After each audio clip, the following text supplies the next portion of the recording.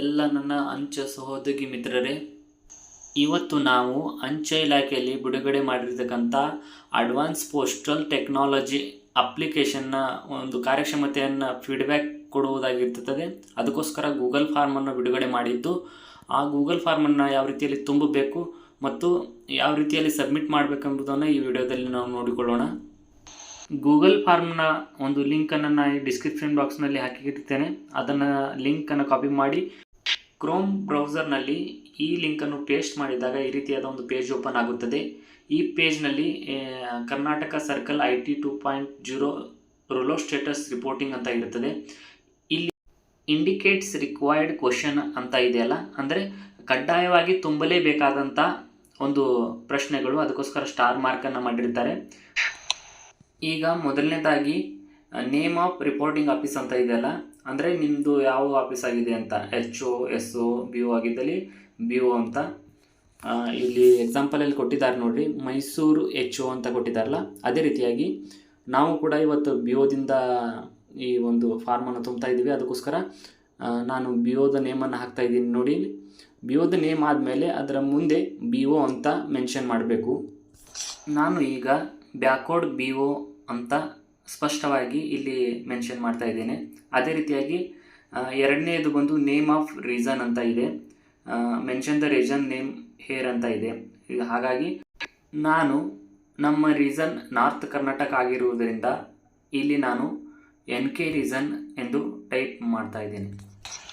Type ಮಾಡಿ ಆದ ಮೇಲೆ ಮುಂದಿನದಾಗಿ ನೇಮ್ ಆಫ್ ದ ಡಿವಿಷನ್ ಅಂತ ಇದೆ, mention the division name hair ಅಂತ ಇದೆಯಲ್ಲ, ಅಲ್ಲಿ ನಿಮ್ಮ ಡಿವಿಷನ್ ಹೆಸರನ್ನು ಹಾಕಿರಿ. ನಮ್ಮ ಡಿವಿಷನ್ ವಿಜಯಪುರ ಆಗಿರುವುದರಿಂದ ನಾನು ಇಲ್ಲಿ ವಿಜಯಪುರ ಅಂತ ಟೈಪ್ ಮಾಡ್ತಾ ಇದ್ದೇನೆ. ವಿಜಯಪುರ ಅಂತ ಟೈಪ್ ಮಾಡಿ ಆದ ಮೇಲೆ ಮುಂದಿನದಾಗಿ name of the reporting officer ಅಂತ ಇದೆ, do not included mister and missus. ಅಂದರೆ ಇಲ್ಲಿ ಮಿಸ್ಟರ್ ಮತ್ತು ಮಿಸಸ್ ಹಚ್ಚುವಂಥ ಅವಶ್ಯಕತೆ ಇಲ್ಲ, ಡೈರೆಕ್ಟಾಗಿ ನಿಮ್ಮ ಹೆಸರನ್ನು ಇಲ್ಲಿ ಟೈಪ್ ಮಾಡಬೇಕಾಗುತ್ತದೆ. ನೀವು ನಿಮ್ಮ ಹೆಸರನ್ನು ಇಲ್ಲಿ ಟೈಪ್ ಮಾಡಿರಿ. ನೀವು ನಿಮ್ಮ ಹೆಸರನ್ನು ಟೈಪ್ ಮಾಡಿ ಆದ ಮೇಲೆ ಮುಂದಿನದಾಗಿ ಇಮೇಲ್ ID ಯನ್ನು ಇಲ್ಲಿ ಕೇಳಲಾಗ್ತದೆ. ನಿಮ್ಮ ಮೊಬೈಲಲ್ಲಿರ್ತಕ್ಕಂಥ ಇಮೇಲ್ ID ಯನ್ನು ಇಲ್ಲಿ ಹಾಕಬೇಕಾಗ್ತದೆ. ನಾನಿಲ್ಲಿ ಒಂದು ಇಮೇಲ್ ID ಯನ್ನು ಹಾಕ್ತಾ ಇದ್ದೇನೆ. ಇಮೇಲ್ ID ಯನ್ನು ಹಾಕಿದ ಮೇಲೆ ಮುಂದಿನದಾಗಿ ಮೊಬೈಲ್ ನಂಬರನ್ನು ಕೇಳ್ತದೆ. ಇಲ್ಲಿ ಡು ನಾಟ್ ಇನ್ಕ್ಲೂಡೆಡ್ 91 ಅಂತ ಹೇಳ್ತಾ ಇದೆ, ಅಂದರೆ ಸಂಪೂರ್ಣವಾಗಿ 10 ಅಂಕೆಯ ಮೊಬೈಲ್ ನಂಬರನ್ನು ಹಾಕಬೇಕಾಗ್ತದೆ. ಅದರ ಮುಂದೆ 91 ಹಚ್ಚುವ ಅವಶ್ಯಕತೆ ಇರುವುದಿಲ್ಲ.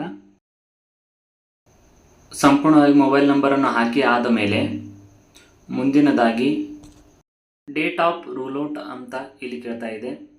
ನಮ್ಮ ಬಿಜಾಪುರ ಸಂಪೂರ್ಣವಾಗಿ ರೂಲ್ಔಟ್ ಆಗ್ತಾ ಇರೋದು ಜೂನ್ 23, 2025 ಆಗಿರುವುದರಿಂದ ನಾವು ಅದನ್ನು ಸೆಲೆಕ್ಟ್ ಮಾಡಬೇಕಾಗ್ತದೆ. ಸೆಲೆಕ್ಟ್ ಮಾಡಿ ಆದ ಮೇಲೆ ಮುಂದಿನದಾಗಿ ಟೈಮ್ ಆಫ್ ರಿಪೋರ್ಟಿಂಗ್ ಅಂತ ಕೇಳ್ತಾ ಇದೆ, ಅಂದರೆ ಈ ರಿಪೋರ್ಟನ್ನು ನೀವು ಅಂದರೆ ಗೂಗಲ್ ಫಾರ್ಮನ್ನು ಯಾವ ಸಮಯದಲ್ಲಿ ತುಂಬ್ತಾ ಇದ್ದೀರಿ ಅಂತ ಇಲ್ಲಿ ಕೇಳ್ತಾ ಇದೆ. ನಾವು ಬೆಳಗಿನ ಜಾವ ಇರೋದಾದರೆ 10:30 ಅಂತ ಹಾಕಬೇಕಾಗ್ತದೆ, ಸಾಯಂಕಾಲ ಆದರೆ 6:30 ಅಂತ ಹಾಕಬೇಕಾಗ್ತದೆ. ಹಾಗಾಗಿ ನಾನು 10:30 ಅಂತ ಸೆಲೆಕ್ಟ್ ಮಾಡ್ತಾ ಇದ್ದೇನೆ. ಅದೇ ರೀತಿಯಾಗಿ ಸರ್ಕಲ್ ನೇಮ್ ಕೇಳ್ತಾ ಇದೆ. ನಮ್ಮ ಸರ್ಕಲ್ ಕರ್ನಾಟಕ ಆಗಿರುವುದರಿಂದ ನಾನು ಕರ್ನಾಟಕ ಅಂತ ಸೆಲೆಕ್ಟ್ ಮಾಡ್ತಾ ಇದ್ದೇನೆ.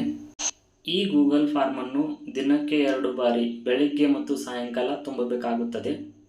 ಇದಾದ ಮೇಲೆ ನೆಕ್ಸ್ಟ್ ಅಂತ ಕ್ಲಿಕ್ ಮಾಡಿ. ನೆಕ್ಸ್ಟ್ ಅಂತ ಕ್ಲಿಕ್ ಮಾಡಿದ ಮೇಲೆ ಈ ರೀತಿಯಾದ ಒಂದು ಪೇಜ್ ಓಪನ್ ಆಗುತ್ತದೆ. ಇದು 2ನೇ ಪೇಜ್ ಆಗಿರುತ್ತದೆ. ಇಲ್ಲಿ IT 2.0ನಲ್ಲಿ ಪ್ರತಿದಿನದ ಕೆಲಸ ಮಾಡುವಾಗ ಏನಾದರೂ ತೊಂದರೆಗಳು ಎದುರಾದವಾ ಅಂತ ಕೇಳಿದ್ದಾರೆ. ಒಂದು ವೇಳೆ ತೊಂದರೆಗಳು ಎದುರಾದಲ್ಲಿ ಎಸ್ ಅಂತ ಕೊಡ್ರಿ, ಅಥವಾ ಆಗದೇ ಇದ್ದಲ್ಲಿ ನೋ ಅಂತ ಕೊಡ್ರಿ. ಮತ್ತು ಎರಡನೇದಾಗಿ ಒಂದು ವೇಳೆ ಎಸ್ ಅಂತ ಕೊಟ್ಟಿದ್ದಲ್ಲಿ ಅದರ ಏನು ಸಮಸ್ಯೆ ಇದೆ ಅಂತ ಬರೀಬೇಕಾಗ್ತದೆ. ಇಲ್ಲ ಅಂತಂದರೆ ನಾಟ್ ಅಪ್ಲಿಕೇಬಲ್ ಅಂತ ಬರೀಬೇಕು. ನೆಕ್ಸ್ಟ್ ಅಂತ ಕ್ಲಿಕ್ ಮಾಡಿರಿ. ನೆಕ್ಸ್ಟ್ ಬಟನ್ ಕ್ಲಿಕ್ ಮಾಡಿದ ಮೇಲೆ ಈ ರೀತಿಯಾದ ಪೇಜ್ ಓಪನ್ ಆಗುತ್ತದೆ. ಇಲ್ಲಿ ಮೊದಲನೇದಾಗಿ whether previous day end activity was completed successfully ಅಂತ ಕೇಳಿದ್ದಾರೆ. ಅಂದರೆ ಹಿಂದಿನ ದಿನದ ಒಂದು ಡೇ ಎಂಡ್ ಪ್ರಕ್ರಿಯೆ ಸಕ್ಸಸ್ಫುಲ್ ಆಗಿ ಕಂಪ್ಲೀಟ್ ಆಗಿದೆ ಏನಂತ ಕೇಳಿದ್ದಾರೆ. ಅಲ್ಲಿ ಎಸ್ ಅಂತ ಕೊಡ್ರಿ ಆಗಿದ್ದಲ್ಲಿ, ಇಲ್ಲಾಂದರೆ ನೋ ಅಂತ ಕೊಡ್ರಿ. ನೋ ಅಂತ ಕೊಟ್ಟಲ್ಲಿ ನಿಮಗೆ ಯಾವ ರೀತಿಯಾದ ಒಂದು ತೊಂದರೆ ಎದುರಾಯ್ತು ಅಂತ ಅಲ್ಲಿ ಬರೀಬೇಕಾಗ್ತದೆ.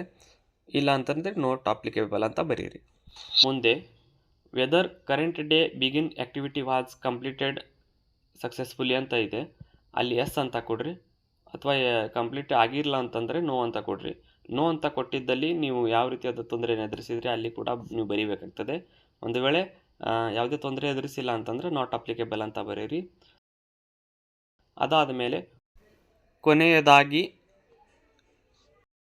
while doing transaction whether the encountered any network speed related issue in any of the following ಅಂತ ಇದೆ.